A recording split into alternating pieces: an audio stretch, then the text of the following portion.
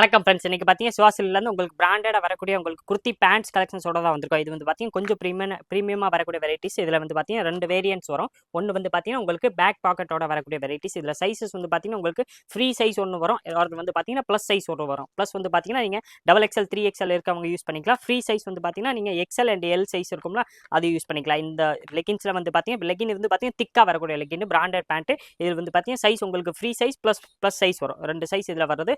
Range வந்து பார்த்தீங்கன்னா இது உங்களுக்கு 300 அந்த ரேஞ்ச் மட்டுமே தான் வருது. குர்த்தி பேண்ட் சொல்லுவாங்க.